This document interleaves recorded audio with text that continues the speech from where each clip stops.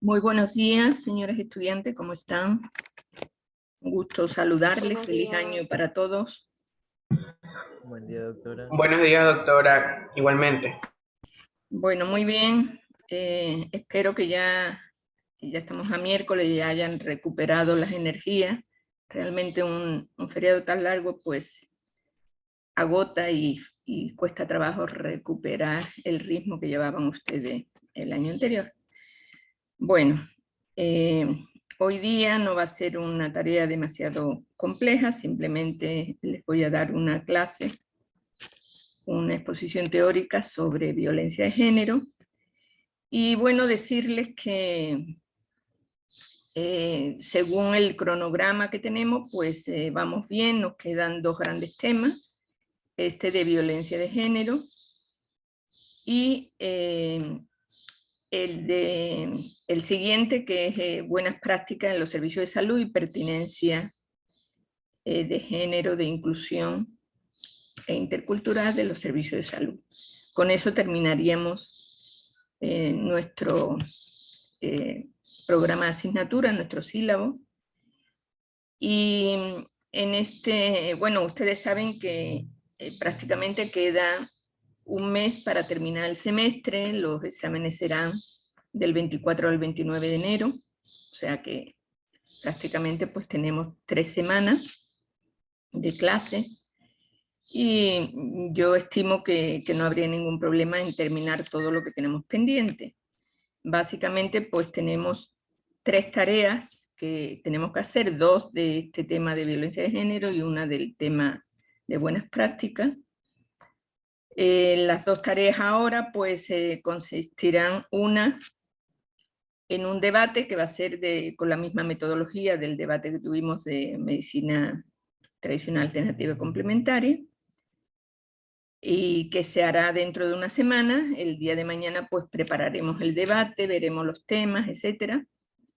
Y la otra actividad es una investigación, pero va a ser una investigación bibliográfica grupal, que utilizaremos los mismos grupos de las exposiciones y que también mañana hablaremos sobre ese tema. Básicamente, pues como les digo, estos son temas interesantes, entonces espero que tengan el interés de ustedes y que podamos terminar adecuadamente pues el semestre. No sé si hay algún comentario para ya comenzar la exposición. Si no es así, pues, bueno, también quiero pedirles, por favor, si hay alguien que está atrasado en alguna tarea que esté pendiente, por favor, comuníquese conmigo para que en estos días, antes de comenzar las otras actividades, en esta semana terminemos esas tareas pendientes a través de tutoría. Entonces, por favor, yo necesito que ustedes se comuniquen conmigo. Muy bien.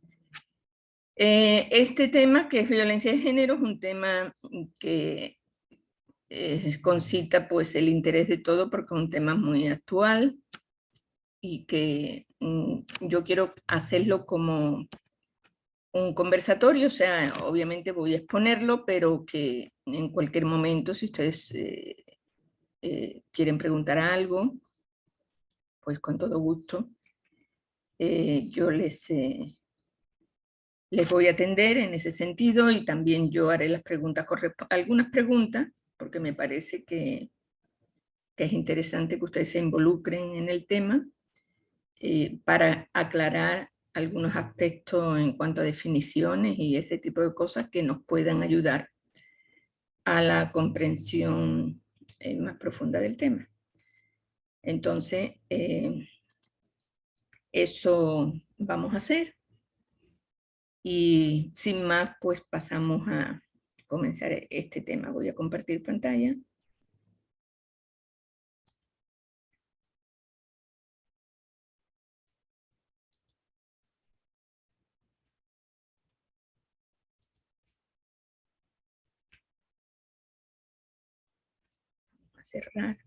Voy a cerrar el video porque me estorba un poco la pantalla.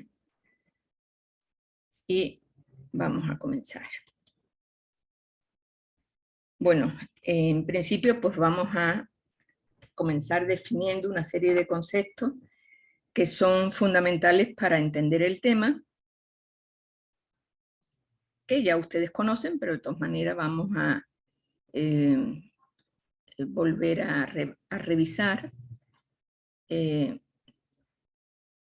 Hablando de violencia de género, pues tenemos que definir muy bien lo que es sexo y lo que es género.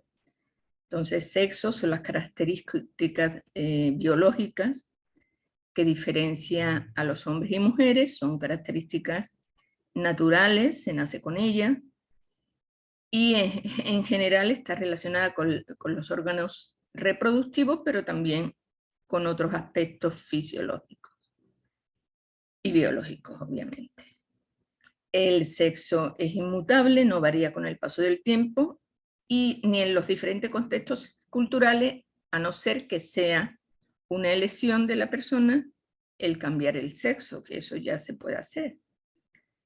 Pero normalmente pues el sexo es inmutable en la mayoría de los individuos.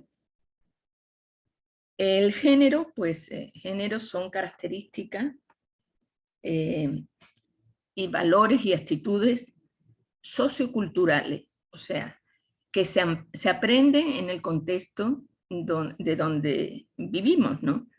Y que nos dicen qué es lo propio del hombre y qué es lo propio de la mujer. La mujer, pues, se dedica más a lo privado, a estar en la casa, y el hombre es más público, tiene más protagonismo en la esfera pública, aunque esto ha ido variando con el tiempo, porque el género es una construcción cultural que varía según el contexto histórico y el contexto también geográfico. Nosotros, todo lo que vamos a decir ahora y vamos a hablar ahora, se refiere a la sociedad occidental, porque realmente la sociedad occidental, o sea, toda la cultura islámica, el Oriente, Asia, todo lo que significa Asia, es otra cosa, que no nos vamos a meter, que incluso vamos a analizar un poquito en la investigación bibliográfica que vamos a hacer. Entonces, lo que quiere decir género en esta sociedad occidental, pues tiene que ver con lo histórico y tiene que ver también con lo geográfico. Y este concepto de género, es decir, lo propio del hombre, lo propio de la mujer, pues genera una serie de desigualdades sociales que en cierto sentido pues se ha ido mejorando con el tiempo. Ha habido muchos, diríamos, consecución de derechos a través de luchas, de movimientos que han podido pues hacer que nos vayamos acercando a esa igualdad. El género es aprendido, o sea, que nos dicen desde pequeño, en nuestra familia incluso es cultural, porque en la misma familia nos van diciendo cómo ser hombre y cómo ser mujer. Entonces, en definitiva, sexo es la morfología y fisiología del hombre y de la mujer, tiene que ver con la reproducción sexual, entre otras cosas, es natural, se nace, hay diferencias corporales y en general pues no cambia. Y el género pues tiene que ver con las identidades de lo masculino y lo femenino, los roles, las relaciones, las responsabilidades, en ese sentido. Es sociocultural, es decir, que se aprende según el contexto donde se viva, y este género pues tiene en la sociedad una valoración no equitativa, yo diría no igualitaria, entre hombres y mujeres. Y obviamente este género se puede cambiar en el contexto histórico y geográfico.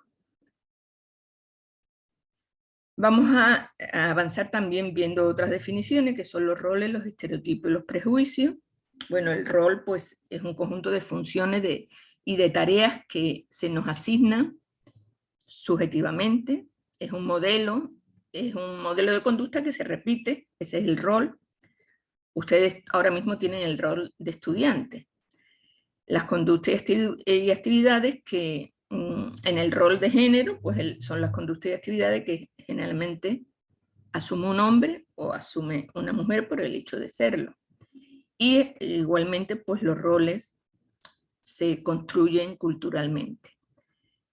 Los estereotipos, ¿qué son? Pues es una percepción acerca de unos determinados rasgos que se le atribuyen a un grupo. Y prácticamente es una imagen mental simplificada que tiene que ver con los roles, donde esa imagen mental simplificada pues se comparte en el grupo y se cree. Es una creencia que ya se va heredando, se va haciendo generalizada, se naturaliza. Y como por ejemplo, si nace un niño, pues nosotros les hacemos un regalo, si es varón, una ropita azul, y si es rosa, o sea, si es una niña, pues una ropita rosa. Esto también está cambiando, obviamente, en la sociedad actual, pues ya se está cambiando este estereotipo, pero todavía en muchas sociedades, pues y muchos otros, de lo que es la percepción de los roles de hombres y mujeres, todavía persiste. ¿Y qué son los prejuicios? Pues los prejuicios es un estereotipo llevado al extremo, o sea, es una serie de conclusiones que sin disponer de una evidencia exacta, ¿no? O sea, es extraer conclusiones de una serie de datos disponibles, pero que no son realmente evidentes. Y es como una opinión preconcebida sin una buena información. Y estos prejuicios pues lo heredamos también de nuestra cultura, es prácticamente llevar al extremo un estereotipo. Un prejuicio, por ejemplo, muy típico, es que todas las personas homosexuales son promiscuos. O sea, se entiende que una persona homosexual pues no puede tener una pareja estable, sino que tiene una promiscuidad sexual, que puede adquirir una serie de enfermedades de transmisión sexual, y eso prácticamente es completamente erróneo, es un prejuicio que se ha ido creando sin tener evidencia disponible y que realmente pues es diríamos, una atadura que hace que las personas pues en la sociedad pues sean mal catalogadas. Y ese prejuicio también aparece en la mujer, en algunos roles, por ejemplo, la mujer no puede dedicarse, por ejemplo, no puede haber una mujer piloto, no puede haber una mujer ingeniera, porque a lo mejor pues, su cerebro es más pequeño que el hombre y a lo mejor pues, no tiene las suficientes neuronas como para llegar ahí.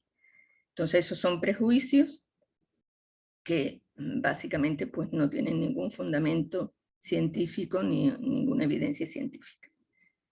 Pero que estamos acostumbrados y en el día a día pues es algo normal. Vamos a ver otros.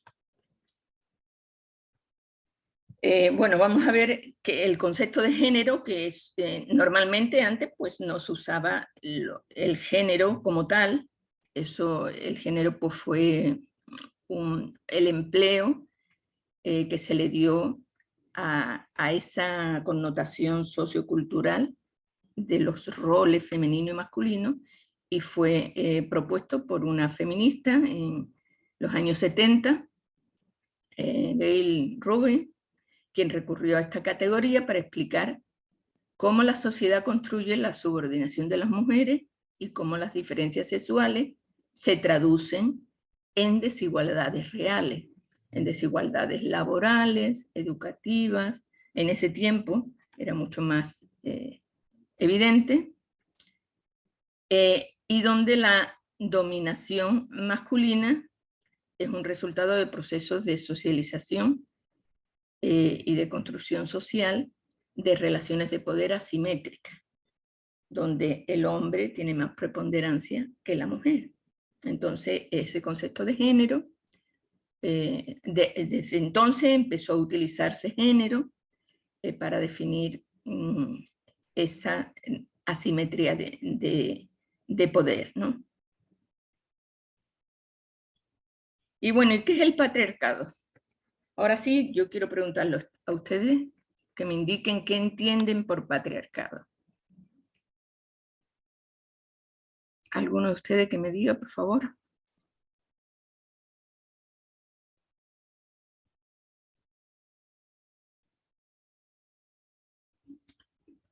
Adelante.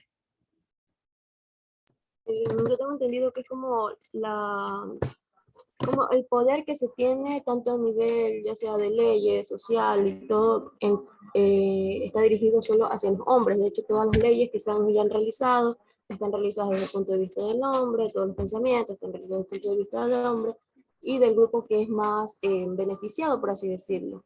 Y estos en cierto punto van a vulnerar lo que son los derechos y opiniones de, en este caso, las mujeres.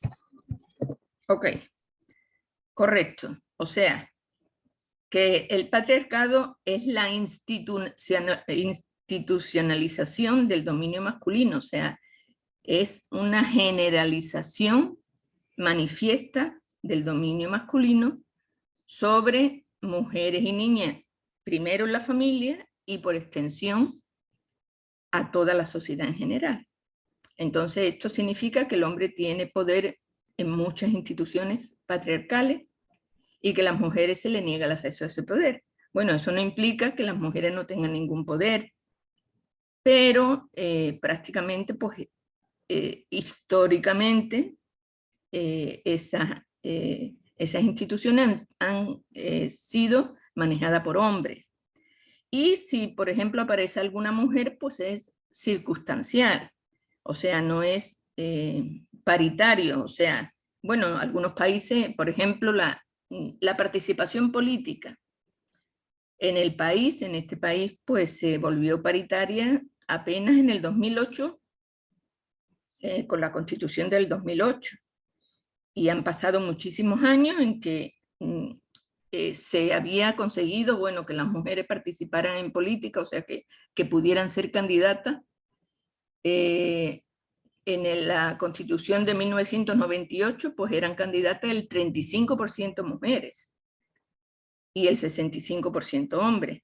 Pero en esta Constitución, pues ya fue paritaria, 50-50. Pero en otros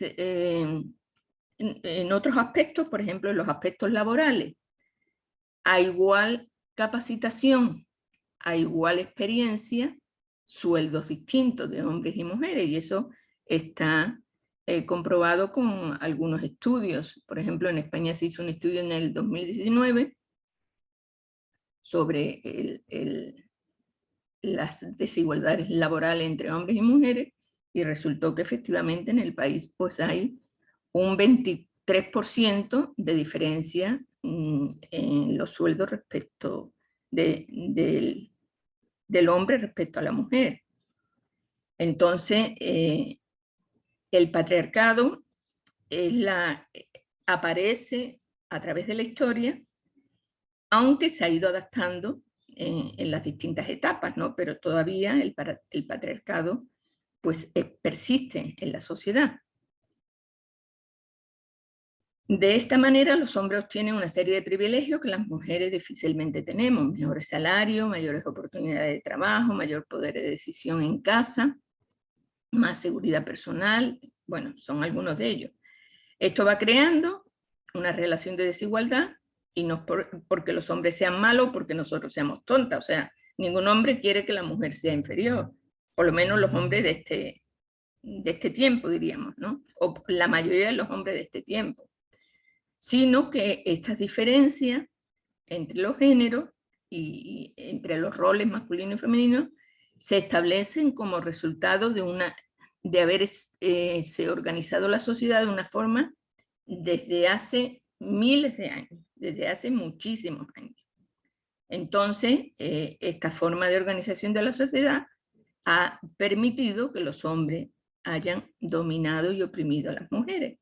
Y miren ustedes que vamos a buscar un poco el origen de esto. ¿Recuerdan ustedes cuando estudiaban en el bachiller la prehistoria?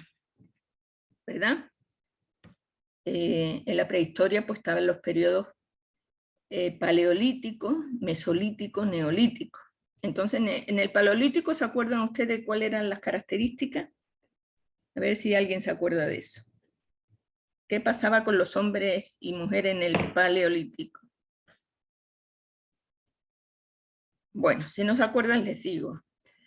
En el paleolítico, pues, apenas pues, los hombres y mujeres pues, eran cazadores y recolectores. Apenas pues tenían las provisiones para vivir día a día. También pues básicamente, a ver, aquí alguien está diciendo algo, muy bien. Básicamente los hombres eran más cazadores, aunque se ha visto que la mujer también cazaba. La mujer era más recolectora, eran nómadas, o sea que no estaban en un sitio fijo, sino, o sea, iban buscando donde había comida, obviamente, entonces se movían por lo que se llamaba hordas. ¿Y qué pasaba ahí? ¿Cómo eran las relaciones y los roles en ese momento? Entonces, por un lado, ¿qué organización familiar existía? Pues existía, los hijos conocían a su madre, pero no conocían a su padre. ¿Por qué? Porque había promiscuidad sexual. Entonces, la organización social era la madre con los hijos. Era lo que se llama matrilineal. Aparte de eso, pues las mujeres que eran recolectoras, pues habían adquirido conocimiento pues, sobre plantas, sobre cómo curar algunas lesiones cuando salían a cazar los varones, etc. Entonces tenía una serie de poderes. El poder en la familia pues era el linaje, después estaba ese poder que eran brujas chamanas que podían curar, y el poder más clave que tenían, ¿cuál era? ¿Cuál creen ustedes que era? A ver, ¿alguno que me diga? Sobre todo que eran dadoras de vida, eran creadoras de vida. O sea, la mujer, en ese mundo mágico mítico que vivían en el Paleolítico, la mujer era capaz de crear vida. Entonces era algo excepcional, ¿no? Entonces la mujer era considerada algo importante. Entonces parece que en ese periodo, en el periodo del Paleolítico y Mesolítico, las mujeres, o sea, esa organización social era dominada por las mujeres, había un matriarcado. Y bueno, eso no es porque yo lo diga, no hay tantas evidencias, diríamos, arqueológicas, porque realmente pues de esos periodos que son periodos de 10 a 30.000 años, difícilmente se consiguen evidencias arqueológicas, pero hay algunas. Por ejemplo, de ese tiempo están las Venus, distintas Venus, sobre todo Venus embarazadas, o sea, se adoraba de alguna manera o se veneraba la maternidad. También en muchos enterramientos que la ciencia, la arqueología era dominada por los hombres en el siglo XVIII, XIX, XX.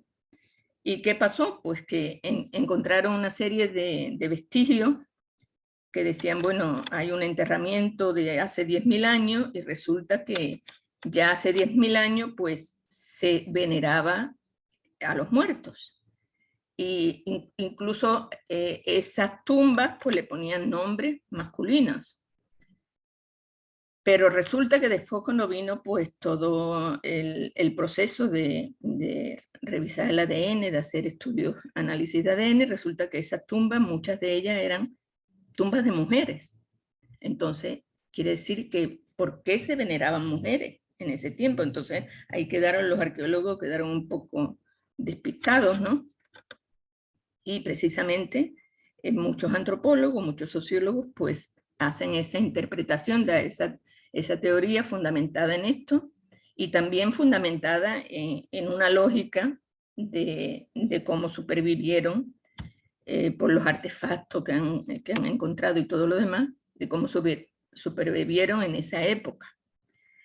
Y bueno, ¿y cuándo comienza el patriarcado? ¿Qué pasó en el Neolítico? ¿Qué se acuerdan ustedes qué pasó? O sea, ¿cómo se pasó del Paleolítico al Neolítico? Ahí, ¿qué hito importante ocurrió?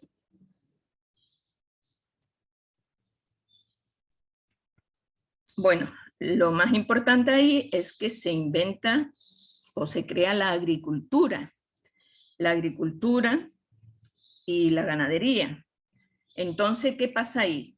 O sea, ahí las sociedades cambiaron radicalmente porque ya el momento en que empezaron a hacer ensayos en planta, en semillas, y se dieron cuenta de que que era posible que esa semilla pues produjera las semillas de mijo, de maíz, etcétera. Entonces, lo que buscaron es un espacio para plantar esa semilla y desde ese momento pues ya se creó la propiedad privada. La propiedad privada empezaron a domesticar animales, el lobo pues se convirtió en el perro que tenemos ahora, bueno, con muchos siglos y siglos de evolución, obviamente, y otros animales pues empezaron a ser animales domésticos. Y claro, ya los roles cambiaron un poco. ¿Por qué?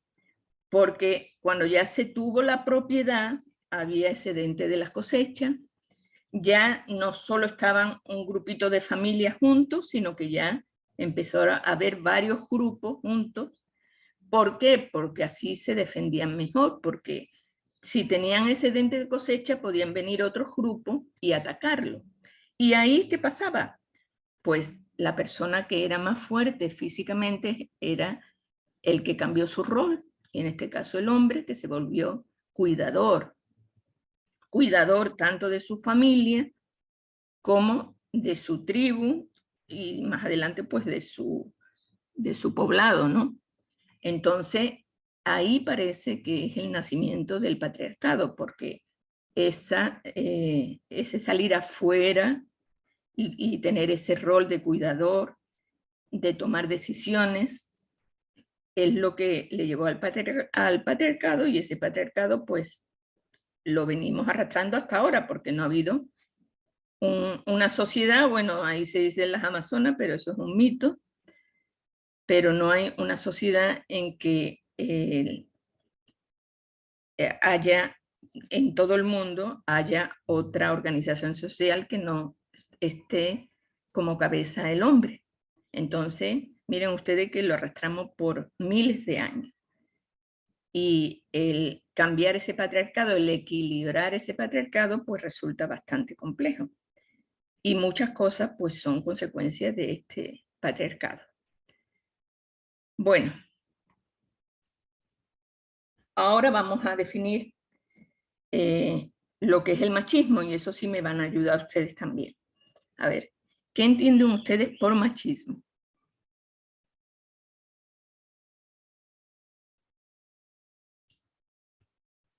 ¿Alguno de ustedes, por favor? Adelante.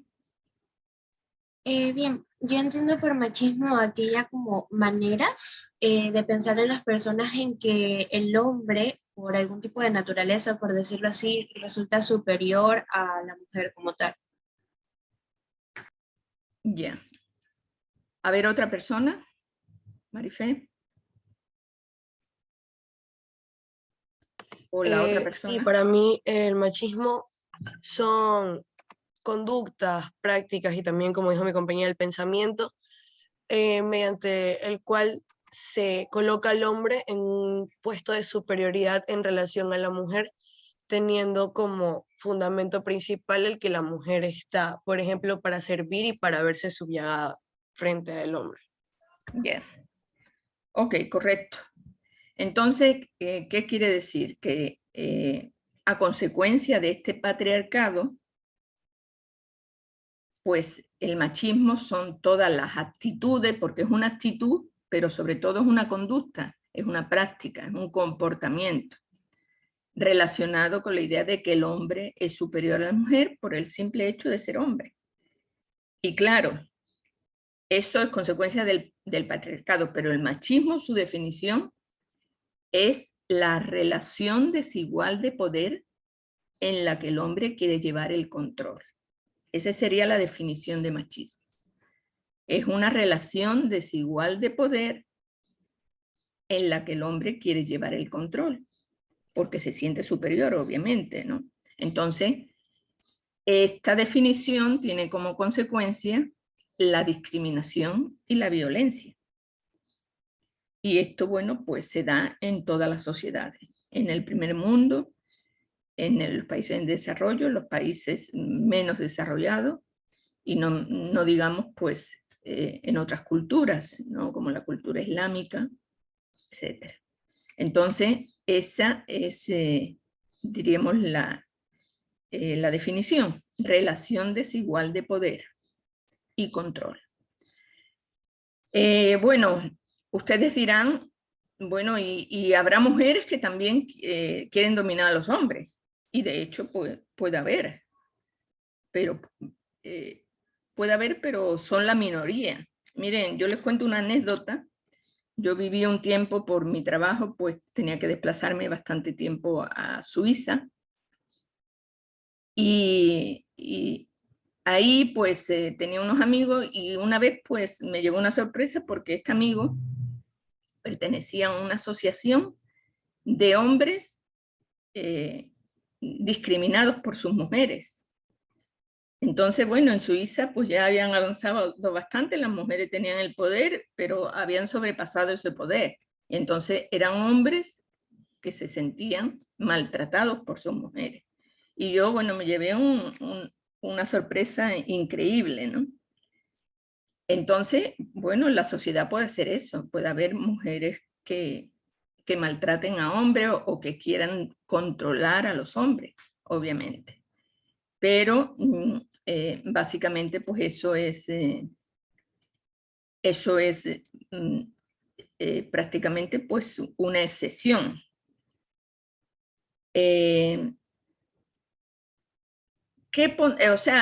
¿Cómo llamaríamos nosotros? Hay una compañera que ya ha dicho algo. ¿Cómo llamaríamos el machismo, pero aplicado a las mujeres?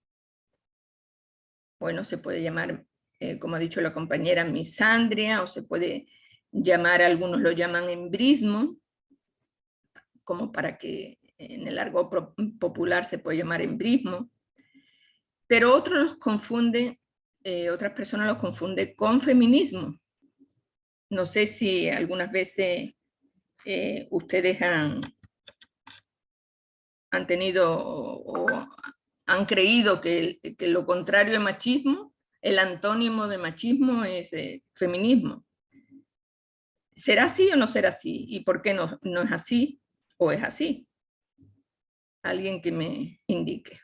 Adelante.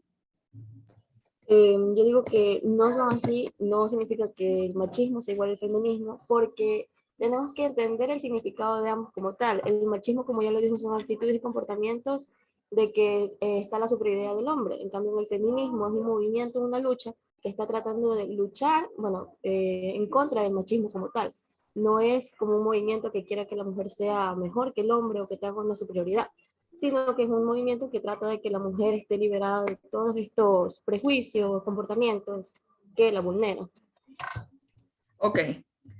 Entonces, el machismo es actitud y comportamiento y práctica. En cambio, el feminismo pues es una ideología, es un movimiento social y político.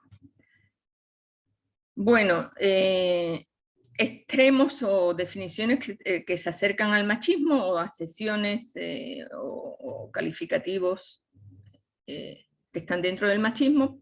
A ver, alguien levantó la mano. A ver. Sí, yo quería aportar algo, que también hay algo muy cotidiano que solemos como no tomarlo tanto en cuenta, que es el micromachismo, una de sus definiciones. Pues me llamó mucho la atención de que no esté, pues que esto se basa en una forma instaurada como de violencia al género, que esto incluye estrategias, gestos y actividades de la vida cotidiana que son muy sutiles y casi son imperceptibles, que estas Ok. logran como perceptual y transmitir constantemente de una forma consciente como también puede ser inconsciente de este hecho. Eso vamos a hablar más tarde, que eso son manifestaciones de la violencia también. Eso vamos a hablar más tarde y muy bien por traer la colación. Exactamente, o sea, aparte, bueno, del machismo hay otras acepciones, como ha dicho la compañera, micromachismo, ya vamos a ver más tarde en qué contexto se da eso. Pero otras pues serían el sexismo, es una serie de mitos de la superioridad del sexo masculino sobre el femenino, que se traducen pues en prejuicios prácticamente. Por ejemplo, lo que les decía antes, es decir, que el cerebro del hombre, el hombre es más inteligente que la mujer porque tiene el cerebro unos gramos más grandes que la mujer. El androcentrismo, pues es la visión del mundo desde lo masculino, tomando el varón como referencia de todo modelo humano, social, en las artes, en las letras, en la ciencia. Y ese androcentrismo ha sido consecuencia del patriarcado, porque eso lo hemos visto y lo estamos viendo hasta ahora. ¿Por qué? Porque prácticamente pues, la mujer ha estado invisibilizada. Los modelos de pintores, de artistas, de escultores, de escritores, pues hay uno que otra mujer, pero prácticamente pues han dominado los hombres. Lo mismo en los científicos.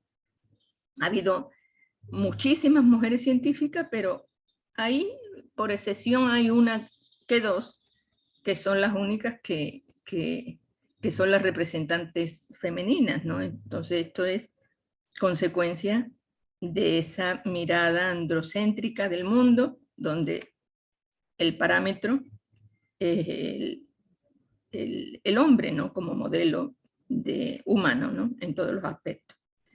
Y ya un extremo del machismo es la misoginia, que es el odio y desprecio hacia lo femenino. Y esta misoginia, pues, lleva a la violencia y a la muerte, ¿no? A ver, ¿alguien más quiere decir algo? Ok. Bueno, vamos a seguir. Veíamos el feminismo, que era un movimiento social y político y una teoría que parte de la toma de conciencia de las mujeres como colectivo humano oprimido, explotado y dominado por el colectivo de hombres y que lucha por sus derechos. El feminismo pues ha tenido, eso lo van a ustedes también investigar, ha tenido una serie de olas, se ha luchado por el derecho al voto, se ha luchado por el divorcio, por el aborto, se ha luchado por distintos derechos, incluso el derecho laboral, derechos que han estado, el derecho a la educación, que han estado vetados por las mujeres y que históricamente pues, se ha ido conquistando con una serie de luchas por los derechos.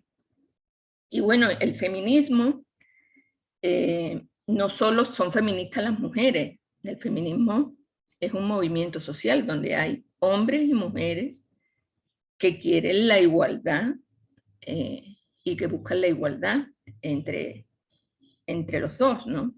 Entonces, a veces tenemos la idea de que el feminismo solo es cosa de mujeres, ¿no? El feminismo es cosa de hombres y mujeres. Por ejemplo, yo soy parte y he sido parte durante muchos años de asociaciones de grupos de mujeres. Aquí en Manta, pues teníamos la red de atención y prevención de la violencia de Manta, el movimiento de mujeres, pero que también estaba formado por hombres, obviamente, por personas que estaban involucrados, eran activistas sociales, abogados, médicos, psicólogos, que luchaban también por los derechos de las mujeres. O sea, que el feminismo no es solo exclusivamente un movimiento de mujeres, aunque las mujeres dan la cara, obviamente, salen en la foto, pero por atrás pues hay muchos hombres y la mayoría de los hombres pues son partidarios de esta igualdad de derechos. A ver, adelante. Sí, doctora, una acotación. Según lo que yo tenía entendido, los hombres, si bien pueden verse involucrados en campañas de apoyo feminista y pueden estar con el movimiento, por definición, un hombre no puede ser feminista. Si Claro bien que un hombre sí. puede estar involucrado en, no puede ser como tal decir, este hombre es feminista, este hombre puede apoyar el feminismo, pero un hombre no puede ser feminista, Claro que sí. Eso, hasta lo que yo mire, tenía entendido. lo que hay es, hay feminismo, hay grupos donde hay una serie de feminismo radical, en algunos sitios, no en tantos, que efectivamente, pues, prácticamente, pues, ese feminismo no admite que el hombre entre dentro del movimiento, pero eso es los mínimos grupos feministas. La mayoría de los grupos feministas, precisamente porque si no se va contra la creencia, ¿qué se quiere? La igualdad entre hombres y mujeres. Entonces, prácticamente, si no deja entrar al hombre en ese movimiento social, prácticamente se está yendo contra sus propios principios. Entonces, Claro, doctora, pero bueno, usted la cuestión es que, por seguramente, ejemplo, el feminismo, así, primero como aclaración, es que los hombres sí pueden estar involucrados en el movimiento, pero es incorrecto mencionar que un hombre es feminista como tal, porque el no, movimiento en nace por y absoluto, para miren, la ayuda de los derechos de las mujeres. Sin embargo, esto también beneficia a los hombres. E igual, ya no, no, más no, allá, como que teniendo como que definiciones, se busca más que nada un rol equitativo, porque pedir igualdad entre hombres y mujeres ya es bastante complicado por sí, situaciones de pero que un sí hombre, tenemos mire, diferencias. yo soy española, yo llevo muchos años aquí, pero yo me relaciono mucho con mucha gente española. Yo tengo, bueno, no voy a decir miles porque no es cierto, pero tengo muchos amigos feministas en España. Y aquí en el Ecuador, muchos amigos feministas. Y ellos se llaman feministas. O sea, aquí es que no hay una apropiación del feminismo por las mujeres en absoluto. El feminismo es un movimiento tiene que ser inclusivo, nunca puede ser exclusivo. Y eso es un peligro de los grupúsculos radicales.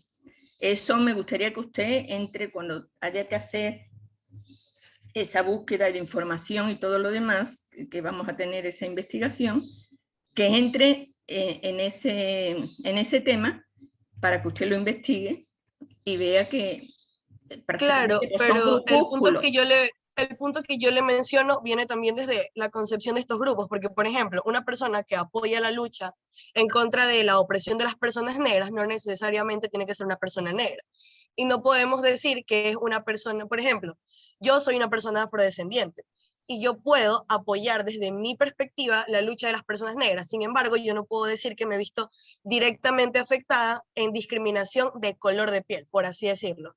Entonces, aun cuando yo me veo involucrada en la lucha porque me afecta y me beneficia, porque las personas a mi alrededor se ven afectadas y yo me he visto involucrada en otros tipos de discriminación, aún así, yo no puedo decir que eso en específico es mi lucha. Yo la apoyo, yo me involucro en la misma. Más o menos eso es lo que yo tenía entendido que pasaba con los hombres. No, pues vaya usted teniendo una mente un poco más amplia y dése cuenta que, por ejemplo, en los movimientos pro aborto, por ejemplo, yo estoy de acuerdo con los movimientos pro aborto, a lo mejor yo pienso que por esto es hipotético, no pienso que por mi condición religiosa no me haría un aborto, pero jurídicamente yo estoy de acuerdo en que haya libertad y que el aborto sea legal en los países, porque eso a nivel de salud pública es mucho mejor que haya abortos ilegales, por decir algo. Entonces, eso sería lo mismo, sería la misma concesión que usted está diciendo. O sea, yo porque nunca me había hecho un aborto, yo no soy pro aborto. Entonces, es lo mismo que el feminismo podría llamarse otro nombre. En vez de feminismo podría llamarse otro nombre, pero en sí lo que significa es un movimiento que lucha por los derechos y por la igualdad del hombre y la mujer. Y miren ustedes que bueno, en la práctica, porque esto se adquiere en la práctica, esto no es teoría, esto es práctica. Y bueno, yo les puedo decir mi experiencia. Yo llevo como 20, 25 años en movimientos sociales, en movimientos de mujeres, en movimientos sociales en general. Y hemos trabajado para que el femicidio sea tipificado como un nuevo delito penal. Hemos trabajado, miren ustedes que, bueno, eso lo veremos más adelante, que incluso ya se trabajó una ley de igualdad de hombres y mujeres, lo echaron al tarro de la basura, pero esa ley la trabajamos hombres y mujeres de distintos movimientos feministas que estábamos interesados en tener esa ley. Entonces no quiere decir que el feminismo, bueno, la cara del feminismo es la mujer, obviamente, pero ustedes ven, bueno, aquí en las manifestaciones que ha habido, en las luchas que hay, en los foros, en los plantones que hemos tenido, en cantidad de actos que se hacen cara al público, ahí han ido hombres y mujeres. Y eso es aquí, eso es en Manta. Y en otros sitios exactamente igual. Entonces, solo un grupúsculo, un pequeño grupo radical del feminismo es la que no le da apertura a los hombres. Y eso es lo que nos tiene también una idea equivocada de lo que es el feminismo.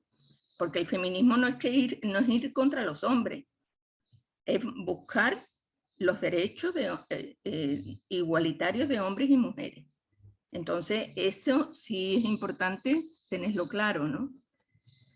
Bueno, Sí, pero insisto, o sea, lo que yo me Bueno. refiriera a que usted tiene razón en que sí, los hombres se pueden involucrar, sin embargo, decir que un hombre es feminista, o sea, por concepto es erróneo. Y lo que usted habla o sea, de lo que es el feminismo, ahí también hay otra situación, que como el feminismo es una ideología, existen muchas ramas del feminismo, muchísimas. Bueno, Por ejemplo, ahora existen muchos algunas enfoques. ramas y esas ramas radicales, y bueno, yo respeto que usted lo crea así. No Yo solamente respeto que ramas usted lo crea radicales, sino existen ramas, por ejemplo, el afrofeminismo, que es un feminismo que se enfoca en cómo afectó el machismo y cómo luchar por los derechos de las mujeres afrodescendientes, el Sí, feminismo no obviamente. colonialista, entre Sí, otros. y el ecofeminismo, y hay muchas asesiones, muchas ramas, y estamos completamente de acuerdo en eso. Pero bueno, yo respeto su posición, pero le estoy explicando, le estoy dando, y le estoy diciendo que el feminismo es una práctica, no es solo una teoría. El feminismo es una práctica también. Es un movimiento social, pero que se construye haciendo activismo. Entonces es una ideología, pero que se construye haciendo un activismo, porque a consecuencia de eso se consiguen las nuevas leyes, se consiguen reivindicaciones de los derechos de las mujeres. ¿Ok? Bueno, eso vamos a dejarlo para el debate, y en el momento del debate ustedes tendrán que debatir también ese tipo de cosas. Sigamos. A ver. De ahí pues pasamos a lo que es violencia. Entonces, la violencia pues es una relación de fuerza para imponer alguna cosa, ¿no? Entonces, esta violencia pues se desarrolla en distintos ámbitos, en el ámbito social, político, económico, familiar, laboral, etc. Y la violencia, ¿cómo se presenta? Pues se presenta como una negación, una limitación o una amenaza de nuestros derechos. Y incluso llega a una destrucción de las condiciones esenciales de vida y hasta la vida misma, ¿no? O sea, la violencia puede generar una serie de amenazas hasta llegar a la muerte. Y vamos a ir viendo, a ver, alguien...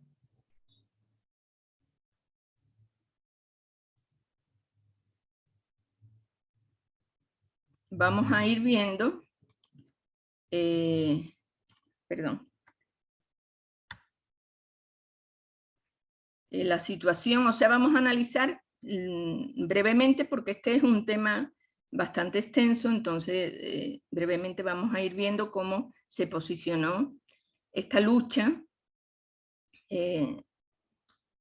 por los derechos en América y en Ecuador, ¿no? Entonces, bueno, en los años 90 del siglo pasado, pues, e incluso antes, ¿no? La violencia contra las mujeres, pues, se consideraba un asunto privado, un asunto familiar, nadie se podía meter, el Estado no podía intervenir, entonces prácticamente pues no se sabía qué pasaba, no se tenía una estadística, no se tenía ningún dato a nivel legislativo, porque prácticamente pues no se consideraba ni siquiera una falta y peor un delito. Entonces, prácticamente esa violencia contra las mujeres era invisible, porque estaba dentro del ámbito de lo privado. En 1981, durante un encuentro, el primer encuentro feminista latinoamericano en Colombia, pues se acordó declarar el 25 de noviembre como una fecha de conmemoración como Día Internacional de la No Violencia contra las Mujeres. Y esto se hizo en el marco de un homenaje a las hermanas Mirabal, que fueron unas activistas dominicanas que fueron asesinadas por el presidente Leonidas Trujillo, y prácticamente pues se tomó ese día como conmemorativo para hacer un Día Internacional de la No Violencia, y esto se llevó a la ONU y tardó como 19 años, 18, 19 años en que la ONU ya considerara esa fecha como una fecha importante, o sea, la fecha del Día Internacional en favor de la no violencia hacia las mujeres. En 1993, la ONU, bueno, ya la ONU, el Comité de Derechos Humanos ya había aprobado en ese tiempo pues la CEDAW, ¿se acuerdan ustedes de la CEDAW? La Convención contra todas formas de discriminación hacia la mujer. Pero en 1993 aprobó una declaración, la Declaración sobre la Eliminación de la Violencia contra la Mujer. Y ahí, en esa declaración, se reconoce claramente que la violencia constituye una manifestación de las relaciones de poder históricamente desigual entre el hombre y la mujer, que han conducido a la dominación de la mujer, la discriminación en su contra e impedido su adelanto pleno, y que la violencia es uno de los mecanismos por los que se fuerza a la mujer a una situación de subordinación respecto al hombre. Eso lo dijo ya la Declaración sobre la Eliminación de la Violencia contra la Mujer en 1993. En el 96, ¿qué pasó? Que en una Asamblea Mundial de la ONU se aprobó una resolución en que se declaraba que la violencia hacia la mujer es uno de los principales problemas de salud pública del mundo. Miren ustedes que tuvo que pasar bastante tiempo, hasta 1996, donde se declarara que era un problema de salud pública, o sea, que se pasara de lo privado a lo público. Eso quiere decir que ustedes como futuros médicos, ustedes están atendiendo un paciente una mujer que ha sufrido violencia, y ustedes tienen la obligación de, diríamos, de denunciar ese hecho y rápidamente denunciarlo a la Fiscalía. Porque, bueno, ya en el Ministerio de Salud Pública hay una norma técnica donde eso pues es un hecho que se tiene que denunciar, y básicamente pues eso pasó como muy tarde, ¿no? En 1996. Y miren ustedes que en el 99 recién se declara el día 25 de noviembre como el Día Internacional de la No Violencia hacia las Mujeres. Entonces, ahí pues, ¿qué pasa? Que entre el 25 de noviembre y el 10 de diciembre, ¿se acuerdan?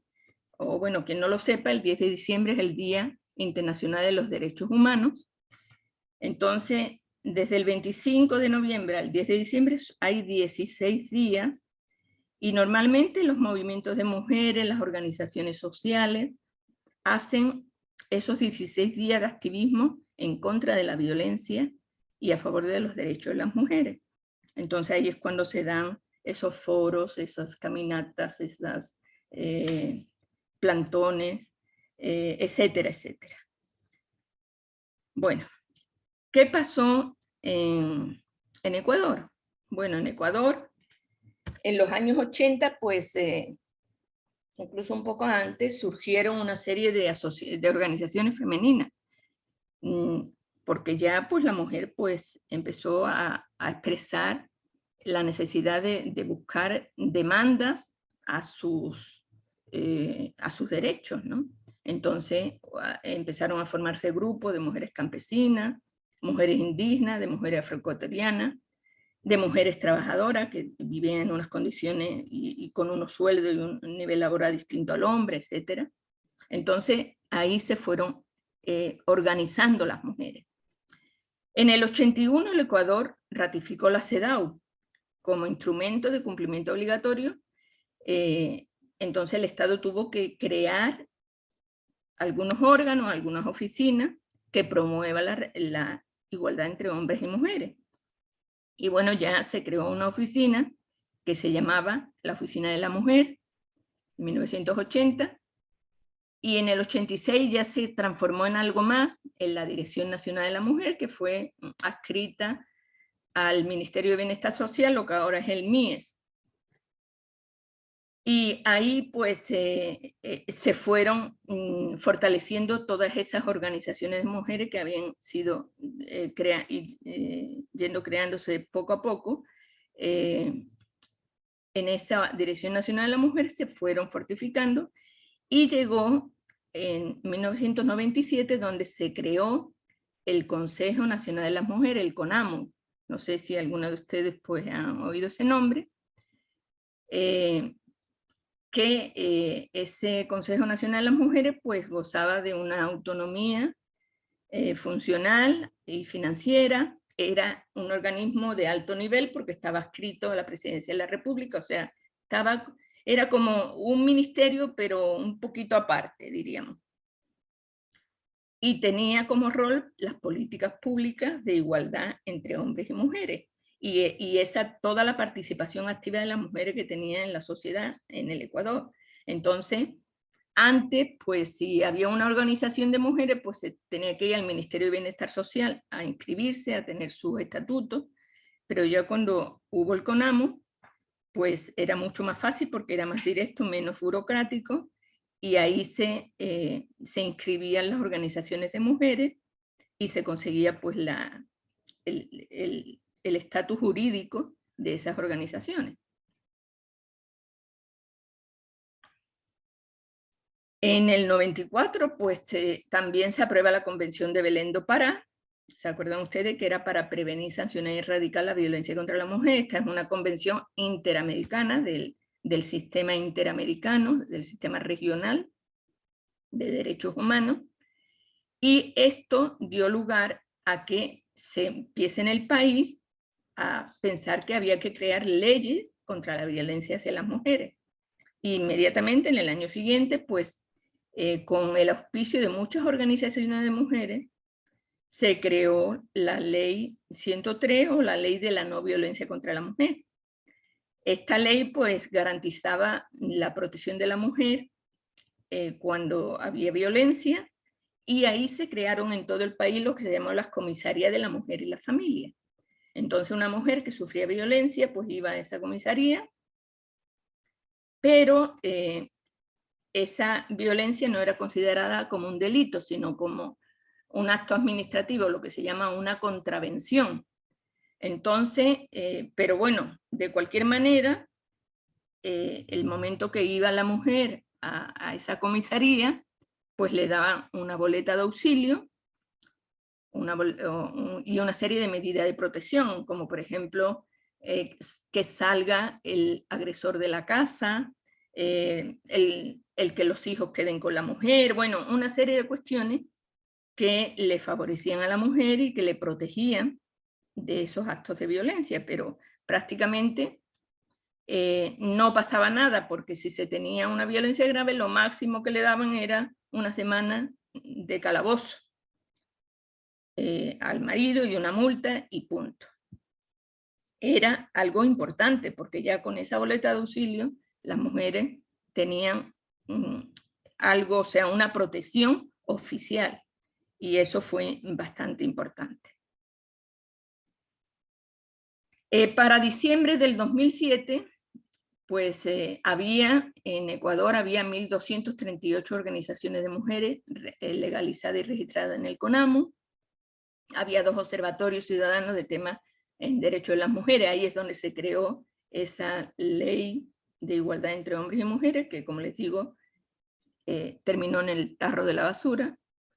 Había 143 comités de usuarias de la ley de maternidad gratuita y atención a la infancia, que era muy, muy importante porque se seguía, era como una veeduría a los centros de salud. Vigilancia, había 7 comités de vigilancia para la erradicación de los delitos en el ámbito educativo. En ese tiempo, pues apenas en el 2003 se había aprobado el Código de la Niñez y Adolescencia, y había muchos delitos, tanto sexuales como maltratos físicos y psicológicos en el ámbito educativo, y había comités de vigilancia a nivel provincial y a nivel nacional y local que hicieron un seguimiento de esos delitos. Pero ¿qué pasó más adelante? Pues que en el 2009 el gobierno del presidente Rafael Correa eliminó al CONAMU y estableció una comisión de transición hacia el Consejo de la Mujer. Esa comisión de transición pues duró como cerca de 10 años, donde todo se ralentizó, todo se decayó, ya las organizaciones no tenían, diríamos, estatuto ni vida jurídica. Y bueno, el Consejo de las Mujeres pues se ha dado hace poco, pero se perdió la fuerza que se tenía en esos años. Las organizaciones de mujeres siguieron trabajando, obviamente. Se trabajó mucho en violencia de género en muchas organizaciones, y se aportó para cuando la Asamblea Nacional creó el Código Orgánico Integral Penal, que era una gran ley donde iban, porque querían quitar leyes chiquitas y hacer una gran ley. Entonces, por ejemplo, desapareció la ley 103 de la no violencia hacia las mujeres, porque ya se incorporó todo ese tema en el Código Orgánico Integral Penal. Igual pasó con otras leyes. Entonces, ahí, con el apoyo de bastantes organizaciones de mujeres, pues se pudo, por ejemplo, como les decía antes, pues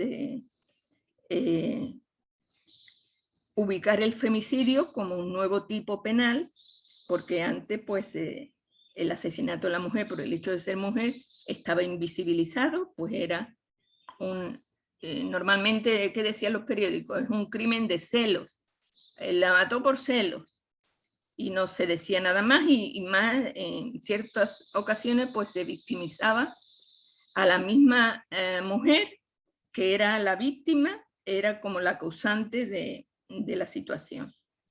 Entonces, con ese nuevo tipo penal, pues ya se ha podido contar con estadísticas de cómo está la situación de violencia hacia la mujer en ese aspecto, o sea, de asesinatos de mujeres por el hecho de ser mujer. Y además, pues con este Código Orgánico Integral Penal, pues desaparecieron lo que eran las comisarías de la mujer, porque ya prácticamente pues la violencia se convirtió ya no en una contravención, sino en un delito. Y, o sea, la violencia psicológica se consideró del delito, la violencia física, etcétera, porque antes, ¿qué pasaba? Que si había un caso de violencia extrema que llegara a la comisaría de la mujer, pues ahí mismo se le decía, bueno, vaya usted y denuncie en fiscalía, pero en fiscalía no había un conocimiento del tema, no había fiscales que estuvieran sensibilizados sobre la violencia, y prácticamente esos casos se perdían.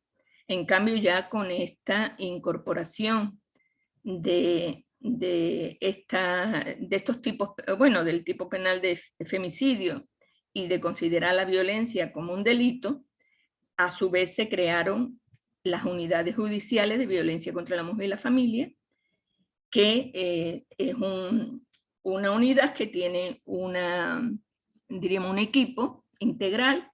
Está formado la jueza, obviamente, que es la cabeza, pero tiene un equipo que es trabajadores sociales, psicólogos y abogados que trabajan en esos casos y que ya pues le dan el cauce legal prácticamente que necesitan, ¿no?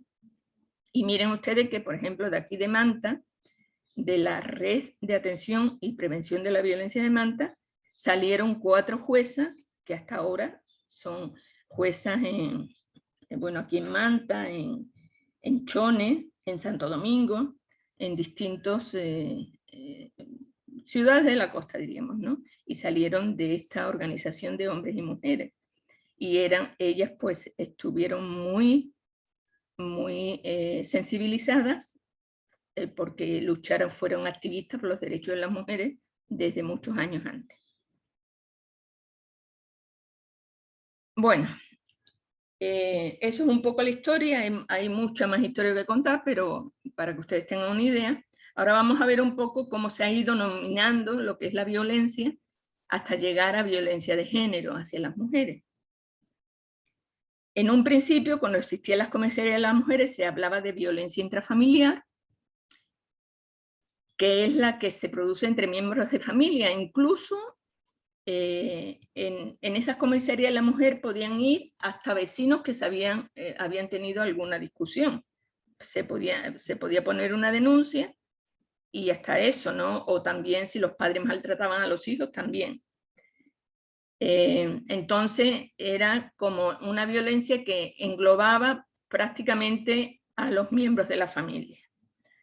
La violencia hacia la mujer, pues la ONU se hablaba de violencia contra la mujer en el 93, en la declaración, pues dice que es todo acto de violencia basado en la pertenencia al sexo femenino que tenga o pueda tener como resultado daño, sufrimiento físico, sexual o psicológico para la mujer, así como las amenazas a tales actos, la coacción, la privación arbitraria de la libertad, tanto si se produce en la vida pública como en la privada. O sea, ya se va especificando más lo que es la violencia contra la mujer. Y después se habla de violencia de género, donde se matiza que se ejerce contra las personas en distintos ámbitos de forma sistemática y es la manifestación extrema de la asimetría entre las relaciones de poder y la desigualdad entre los géneros, que someten a las mujeres, a las niñas y a todas aquellas personas que no reproducen los patrones dominantes de masculinidad, como por ejemplo las personas transgénero, transexuales y los hombres gay, entre otros. Entonces ya se cambió a violencia hacia las mujeres en violencia de género, y cuando nos referimos a violencia de género contra las mujeres, pues estamos hablando de la violencia específica hacia las mujeres como género, y que no es solo en el ámbito familiar, sino que trasciende lo privado y se puede dar en el ámbito laboral, político, educativo, docente, religioso, etc. O sea, y que como problema de salud pública es el problema más acuciante, es el problema más grave, porque esta violencia de género hacia las mujeres es verdaderamente un problema de salud pública. Eso no quiere decir que pueda haber violencia hacia los hombres, y de hecho puede haber, pero estadísticamente no es significativo. El problema de salud pública lo constituye la violencia de género contra las mujeres. Vamos a ver las manifestaciones, rápidamente las manifestaciones de la violencia que bueno, eso ustedes lo conocen, pero un poco lo que dice el Código Orgánico Integral Penal. En violencia física es todo acto de fuerza que cause daño, dolor o sufrimiento físico a las personas agredidas, cualquiera que sea el medio empleado y sus consecuencias, sin considerarse el tiempo que se requiera para su recuperación. Se expresa como golpes, puñetes, patadas, cachetadas, heridas, hematomas, fracturas, intento de estrangulamiento, mordeduras en el cuerpo, darle medicamentos u otras drogas sin su consentimiento, etc. Se utiliza cualquier instrumento que cumpla el fin de agredir, como puede ser armas, la mano, las piernas, medicamentos, destornilladores, botellas, cables de luz, mangueras, tanques de agua, electricidad, etc. La violencia física nunca es accidental, siempre es intencional. Y el femicidio es la violencia física más extrema ejercida contra la mujer como resultado de una escala progresiva y continua de violencia física. El Código Orgánico Integral Penal, en su artículo 141, indica sobre el femicidio que la persona que como resultado de relaciones de poder manifestadas en cualquier tipo de violencia dé muerte a una mujer por el hecho de serlo o por su condición de género, será sancionada con una pena privativa de libertad de 22 a 26 años. Eso es lo que dice el Código Orgánico Integral Penal. Y violencia psicológica, pues es toda acción o omisión que cause daño, dolor, perturbación emocional, alteración psicológica, disminución de la autoestima de la mujer o familiar agredido. Es también la intimidación o amenaza directa hacia otro miembro de la familia, infundiendo miedo o temor a sufrir un mal grave o inminente en su persona o en tercero.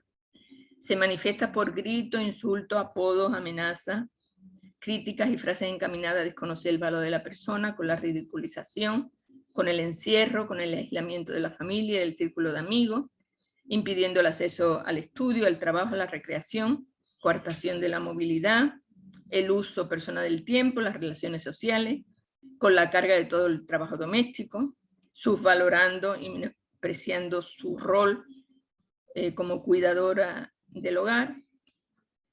Y también se contempla dentro de violencia psicológica actos de negligencia hacia niños, niñas y adolescentes. No protegerlo en situación de riesgo, privarle de alimento, de educación, de higiene y de atención médica. Esto sería violencia psicológica. Y una muy particular de violencia psicológica es la que se llama violencia patrimonial o económica, que constituye una forma más de violencia psicológica que consiste en privar a la persona de los medios económicos de subsistencia para ella y sus hijos o de afectarla patrimonialmente. Es todo acto que conlleve a la destrucción o daño de los bienes materiales, despojos de bienes inmuebles, etcétera, negar el dinero para necesidades de la familia, vender sin consentimiento las pertenencias de la familia, malgastar el dinero, utilizar los ahorros destinados a estudio o a tratamientos médicos o arreglos de la casa en otras cosas, obligar a firmar créditos o documentos de manera coercitiva. Eso sería violencia patrimonial y económica. Y llegamos a la violencia sexual, que es toda imposición en el ejercicio de la sexualidad de una persona que la obliga a tener relaciones u otra práctica sexual con el agresor o con tercero, mediante la fuerza física, la intimidación, la amenaza, la generación de dependencia emocional, que eso se da mucho en niños y adolescentes, cuando hay incesto sobre todo, ¿no?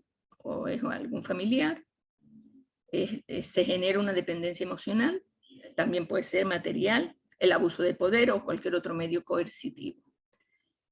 El artículo 170 define el abuso sexual, la persona que en contra de la voluntad de otra ejecute sobre ella o la obliga a ejecutar sobre sí misma u otra persona un acto de naturaleza sexual sin que exista penetración o acceso carnal. Ese sería el abuso. Y en el 171, pues se define la violación como el acceso carnal con introducción total o parcial del miembro viril por vía oral, anal o vaginal, o la introducción por vía vaginal o anal de objetos, dedos u órganos distintos al miembro viril a una persona de cualquier sexo. Eso sería la definición que nos da el Códice de Violencia Sexual. Y hay otra manifestación de la violencia que se llama violencia vicaria, que se define como aquella violencia contra la mujer que ejerce el hombre violento utilizando como objetos a los hijos e hijas para dañarla. Otra autora dice que el daño se ejerce a través de personas que tienen un significado especial para la mujer, pueden ser los padres, los amigos y a menudo son los hijos. El daño más extremo que puede ejercer un maltratador hacia la mujer es dañar o asesinar a los hijos e hijas.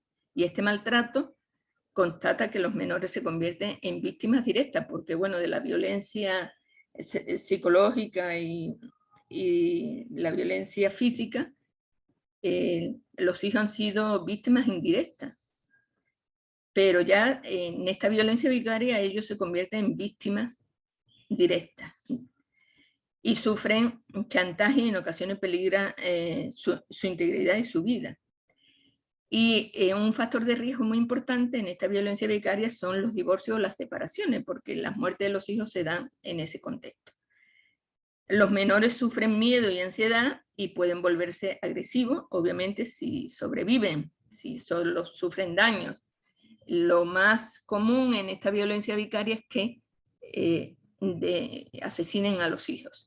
Y eso se ha dado en todo sitio. Yo me acuerdo aquí en Puerto Viejo, pues un padre que ya tenía un antecedente de violencia de género, creo que de violencia física, pues mató a los 2 hijos,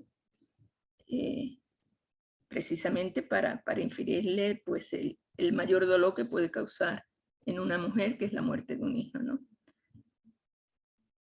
Y está lo que se llama la violencia simbólica, que es lo que se hablaba de los micromachismos.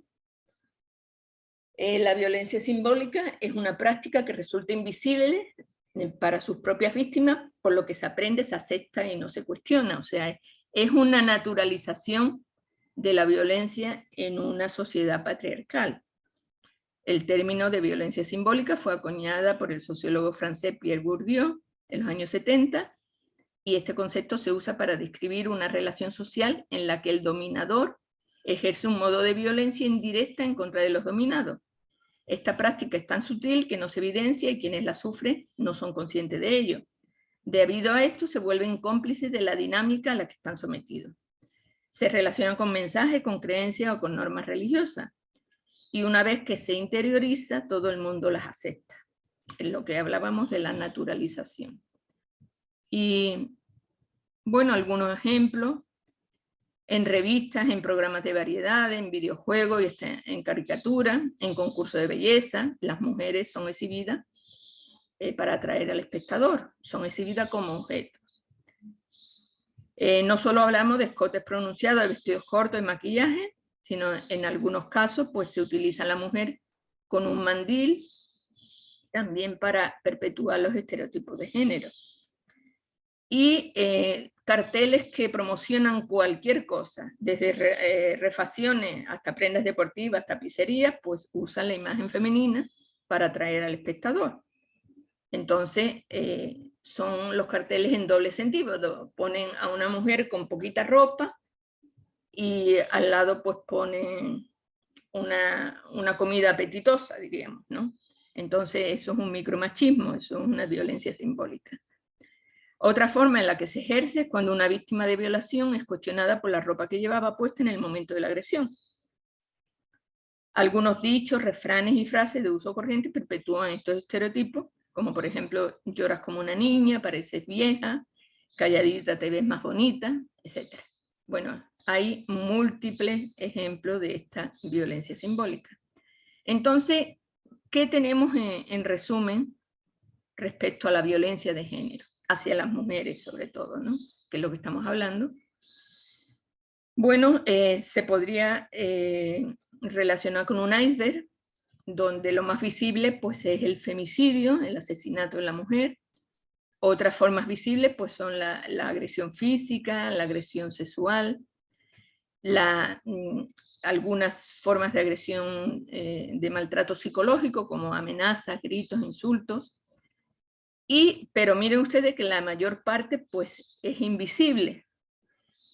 Son formas sutiles e invisibles, como es la humillación, la desvalorización, el desprecio, el ignorar a la mujer, el culpabilizarle, el chantaje emocional, el humor sexista, la publicidad sexista, la invisibilización de la mujer, el lenguaje sexista, los micromachismos, etc. Entonces, hay una gama importante de formas de violencia simbólica y violencia psicológica que está dentro de del iceberg que no se ve, de la parte del iceberg invisible, y que eso permea toda la sociedad y hace que realmente pues se naturalice muchísimas cuestiones que a veces pues vemos como normal.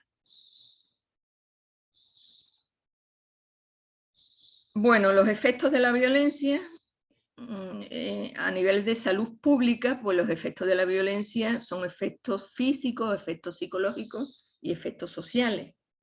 Efectos físicos, pues desgarro, fractura, herida, hemorragia, aborto, discapacidad y muerte. Se afecta la personalidad de las personas, se destruye la autoestima, la seguridad, la alegría, la creatividad, la confianza en sí mismo. Hay aumentos de problemas de salud mental, como pueden ser la ansiedad, el estrés, la depresión. Hay efectos, hay signos y síntomas psicosomáticos, porque los efectos al principio, en un principio son silenciosos, pero después pues pueden agravarse. Puede comenzar con dolores de cabeza, dolor de espalda, insomnio, pérdida de apetito, cansancio, nerviosismo, problemas ginecológicos, pero estos pueden derivar después en enfermedades crónicas. Y miren ustedes que hay incluso datos estadísticos en países en países desarrollados, donde 1 de cada 5 días de ausencia de mujeres al trabajo se debe a la violencia intrafamiliar que recibe. Es causa significativa de discapacidad y muerte de las mujeres en edad reproductiva, y la exposición a un extremo experimentado directo e indirectamente exige a las personas pues una gran cuota de energía que las va desgastando, que prácticamente las van acabando como personas, porque destruyen sus proyectos, las vuelven impotentes, paralizadas y tristes.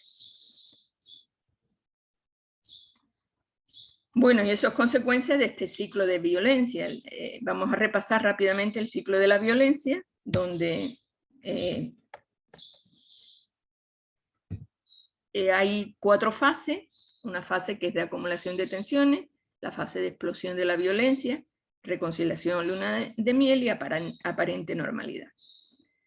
Bueno, en la acumulación de tensiones, pues normalmente esta violencia de género hacia las mujeres, pues hemos visto que se da más en el ámbito familiar. Hemos visto que en la relación de pareja es donde el grado estadístico o la prevalencia estadística es más alta.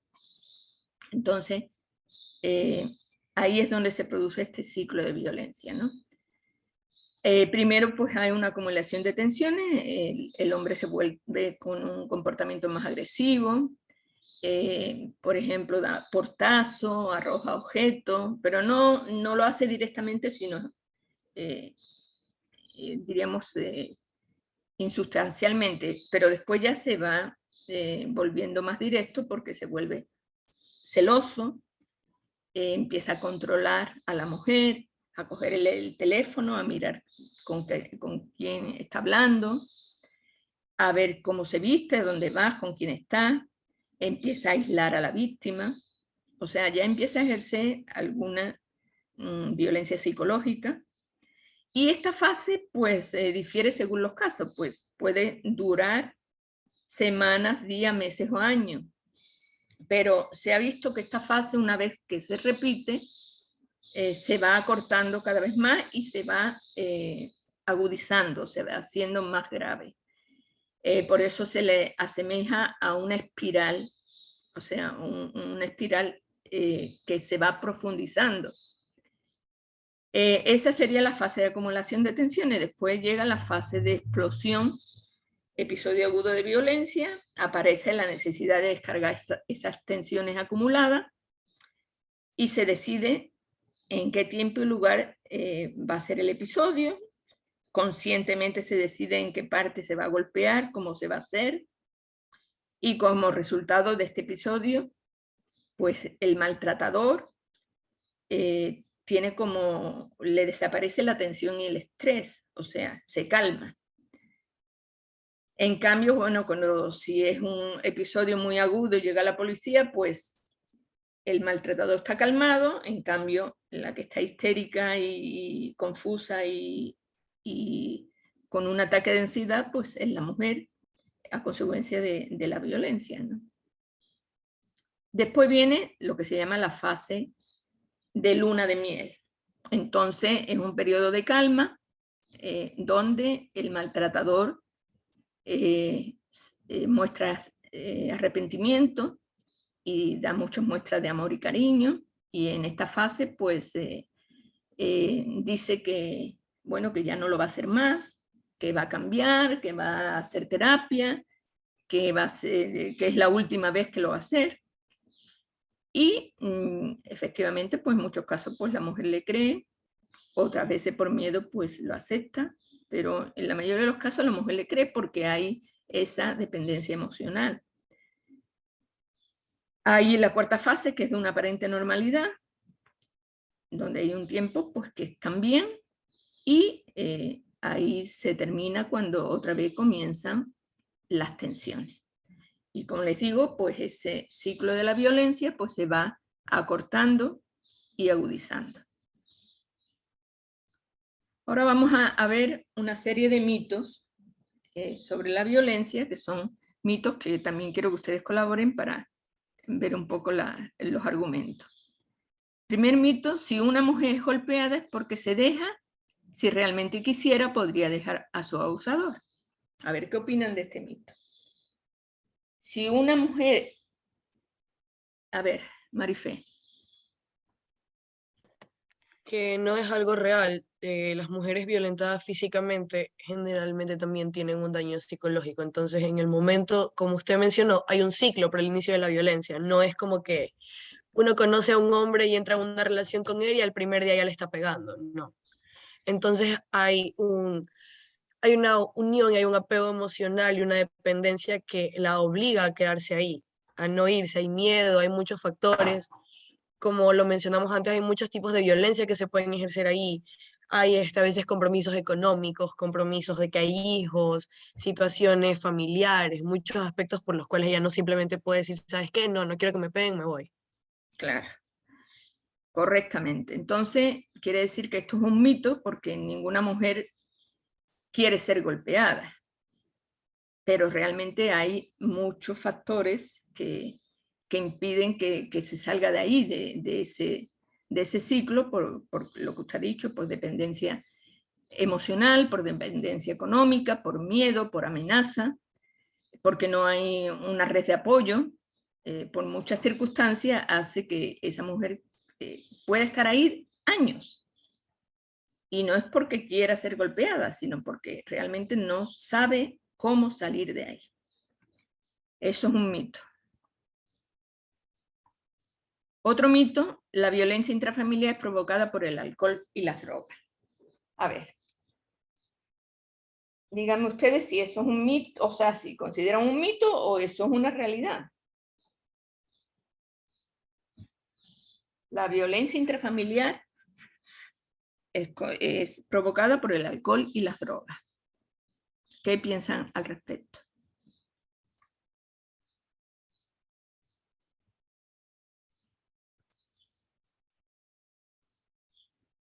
A ver, alguien que diga algo, por favor. Diga.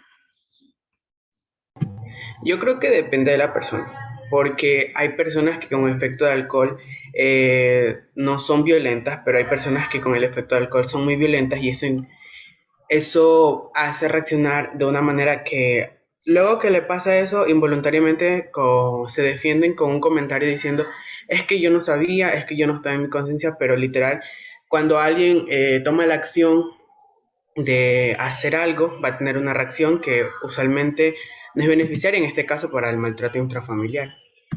Ok, correcto.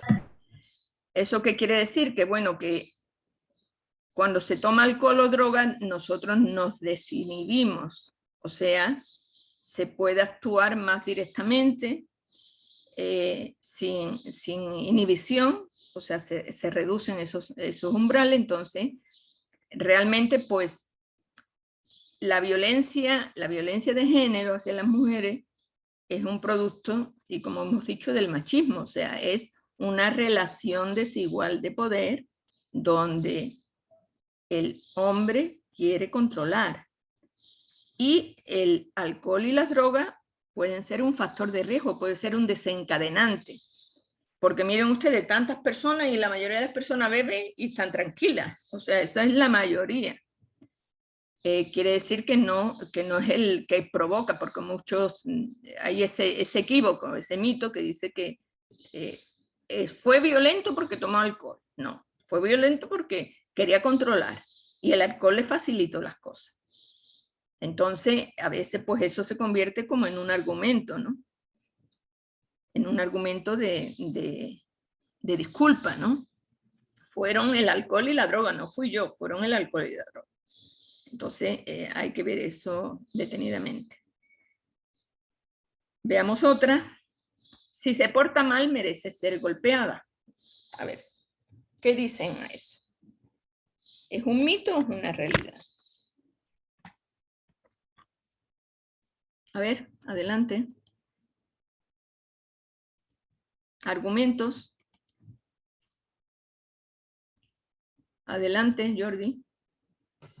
Es un mito, solamente está buscando una excusa que justifique su violencia. No está dando un argumento bueno.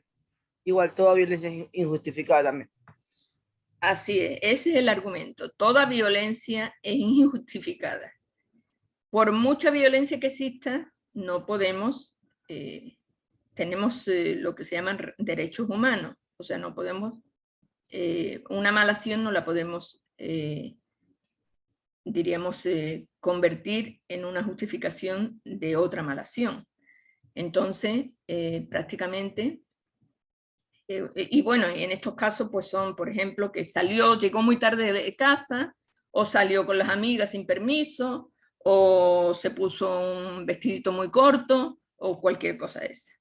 Entonces, por todos esos argumentos, si pueden ser argumentos serios y reales, tampoco se merece ser golpeada, porque el ser humano ya ha llegado a un grado de evolución que tiene que usar su lenguaje, sus argumentos para realmente pues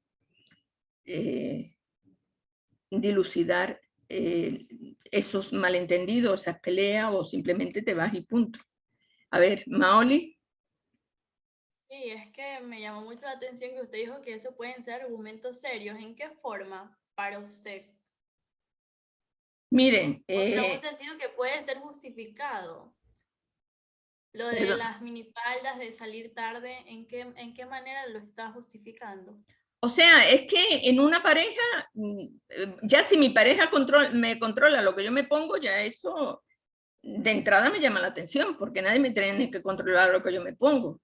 Eso es una decisión mía, y eso es un consenso, pues, o sea, por eso mismo, ya, o sea, si te estás controlando lo que te pone, estamos mal. Y eso pasa mucho, por ejemplo, en los noviazgos. Y ya hay como, esos son de lo que se llaman factores de riesgo, porque ya hay estudios que se hacen para ver los factores de riesgo en que una pareja o una pareja pues va a llegar al final que va a ser una pareja donde va a haber violencia de género. Eso, por ejemplo, es eso, controlar la ropa o controlar tu teléfono. Si yo tengo un teléfono, nadie me lo tiene que controlar porque sea mi novio o mi pareja en absoluto. Yo puedo tomar decisiones por mí misma como persona. Entonces, esos consensos se tienen que llevar antes, no después. Y claro, eso es una justificación. es que tú no hiciste lo que yo quería que hiciera, pero claro, entonces, básicamente porque ha habido una relación desigual en esa pareja.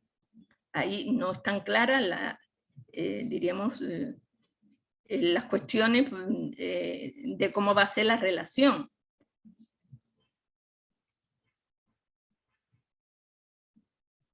Bueno, entonces, otro mito, la violencia solo concierne a la familia. ¿Será cierto o no? Bueno, ya hemos dicho que eso no es cierto. La violencia es un problema de salud pública, es un mito, no concierne a la familia, concierne a toda la sociedad. Si yo veo a un vecino mío que le está maltratando a su esposa, yo pues tengo toda la, o sea, tengo el derecho y la obligación, pero sobre todo la obligación de ir a poner una denuncia. Ustedes como médicos, futuros médicos, van a hacer lo mismo. Entonces, realmente ya esto dejó de ser un asunto privado para convertirse en un asunto público. La violencia es un problema de familias pobres y sin educación. ¿Qué dicen ahí? A ver, adelante. De hecho, no solamente es un mito, sino que es un comentario bastante excluyente porque prácticamente plantea que en las familias de clase media o clase alta no existen ciclos de violencia. Y de hecho, no solamente es un mito, sino que es algo bastante común. Nosotros vivimos en un entorno en el que socialmente se les tapa mucho las cosas que hacen las personas de clase media alta, a son de que es el abogado, es el doctor, es fulanito, es sutanito. Entonces, si él lo hace, está bien. Pero si lo hace una persona pobre, no, es que, chuta, qué dolor, qué cosa tan horrible, ese entorno de violencia en el que viven, pero el clasismo nos lleva a pensar que cuando una persona educada o de una situación económica no tan mala comete actos de violencia, hay justificativos como, bueno, es un golpeador, pero les da una vida acomodada a sus familiares. Bueno, es un hombre agresivo, le partió la cabeza a su esposa, pero el día del cumpleaños le compró un perfume caro porque la trata como una reina. Y comentarios así son los que siguen invalidando esas situaciones. Ok, también de parte de la misma mujer, porque ustedes pónganse en los zapatos de una mujer que es profesional, que tiene un buen estatus laboral, que tiene cierto poder de decisión y está sufriendo violencia dentro de su relación de pareja. Entonces, ¿qué pasa con esa mujer? Pues que se avergüenza. Realmente, pues siente vergüenza decirlo. O sea, no denuncia, no dice nada y puede llevarse años sufriendo esa violencia por temor a una vergüenza personal, ¿qué dirán? De Aparte de hecho, lo que usted ha dicho, ¿no? esos mitos aumentan el estigma y la culpa que siente la mujer con respecto a denunciar, porque Así como es. usted lo mencionó, o sea, son mujeres que son educadas, que son de una posición económica buena, que en teoría tendrían las posibilidades, aunque ya hablamos de que hay otros factores como el factor psicológico y situaciones así. O sea, en teoría tendrían, entre comillas, las posibilidades, sin embargo, existe todavía más estigma en ellas porque si en algún momento fueron maltratadas, siempre está él, pero es que ella se dejó porque ella tenía cómo salir de ahí, cuando no es así. Así es. Entonces, o sea, en cambio, las mujeres populares, las mujeres que a lo mejor pues son amas de casa, o sea, no les importa tanto o les importa menos, aunque es muy duro para ellas también, pero les importa menos, pues buscar ayuda. Ahí sí buscan ayuda. Nosotros cuando en la red, pues yo trabajé muchos años el grupo UMAVIS, que era un grupo de atención integral hacia la mujer violentada, que era dentro de la red de atención y prevención de la violencia de Manta. donde las mujeres pues acudían, o sea, acudían, por ejemplo, cuando le había dado una paliza que le había roto un brazo. Entonces iban con su brazo roto a pedir ayuda, porque prácticamente pues tiene que ser un hecho bastante duro, o decir que las va a matar y ponerle un puñal en el cuello, ¿no? Entonces ahí iban, pero les costaba muchísimo trabajo la cuestión de denunciar, pero, o sea, por lo menos ya daban el primer paso, ya rompían ese silencio y ya empezaba a funcionar el engranaje del grupo de ayuda para hacer que ella tomara conciencia y pudiera denunciar, ¿no? Entonces, a diferencia de las mujeres de otro estrato social, que realmente pues les cuesta muchísimo, y en muchos casos que terminan en femicidio, pues ocurre que la mujer ha estado callando esa situación durante muchos años. Bueno, eso es alguno de los mitos. Hay muchos más mitos respecto a esto. Y bueno, y esta mujer, como ya le hemos dicho algo, esa víctima de violencia, pues, ¿cuáles son esas características de ella? Pues cree estos mitos, tiene una baja autoestima, se siente culpable por haber sido agredida, se siente fracasada. Como mujer, esposa y madre, a lo mejor no como profesional, pero como mujer, esposa y madre, pues se siente fracasada, siente temor y pánico, falta de control sobre su vida, hay sentimientos encontrados, o sea, odia ser agredida, pero cree que le pegan por su culpa, porque se lo merecía. Se siente incapaz de resolver la situación, creen que nadie puede resolver su problema, se sienten responsables con la conducta del agresor, se aíslan socialmente, pueden caer en adicciones, sobre todo en alcohol, aceptan el mito de la superioridad masculina y temen el estigma del divorcio. Entonces, prácticamente, pues, esta mujer, nosotros en nuestra experiencia, teníamos una metodología, se tiene una metodología que se aplica en muchos casos, porque para las mujeres víctimas de violencia es muy importante las redes, la red familiar y la red social.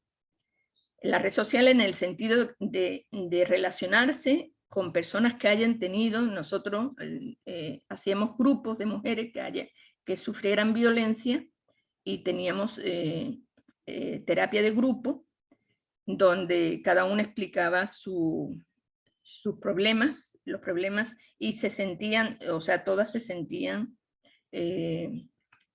reflejadas en cada una de ellas, y eso les daba fuerza. Y además nosotros, pues, lo que hacíamos para empoderar a esas mujeres, muchas de ellas, como les digo, pues no denunciaban.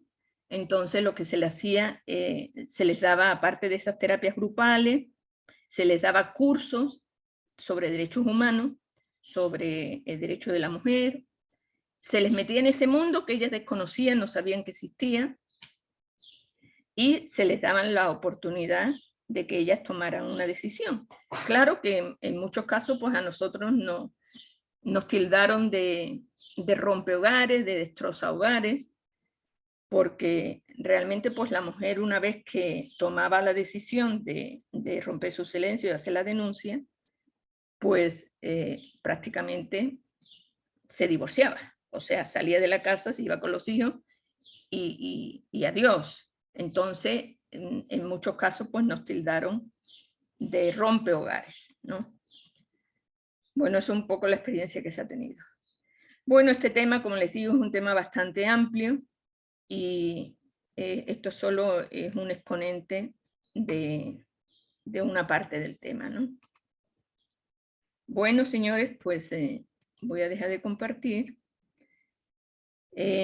Como les digo, pues vamos a seguir hablando de este tema con esos dos talleres, esas dos actividades que vamos a hacer. Por una parte, el debate, y por otra parte, esa investigación bibliográfica de algunos temas interesantes sobre esta violencia de género. que ustedes van a poder, diríamos, pues profundizar en ello y después exponer. No sé si hay alguna otra pregunta hasta aquí. Bueno, ya se nos ha acabado el tiempo. El día de mañana pues estaremos más que nada haciendo ya lo que es la preparación del debate, que será la próxima semana, el día miércoles, y también les daré algunas directrices para el trabajo que tienen que hacer. ¿Ok? Bueno, señores, muchísimas gracias. Voy a subir esta información al aula virtual. También voy a dejarles el libro que se ha sacado, que es prácticamente es un libro que se hizo, una recopilación de la experiencia de la red de atención y prevención de la violencia. Les voy a dejar en Teams. Eso hablaremos mañana, de los grupos y todo lo demás, hablaremos mañana y ya nos pondremos de acuerdo. ¿Ok? Muchísimas gracias y mañana nos vemos. Pasen bien. Gracias, doctora. Gracias. Gracias, doctora. Gracias.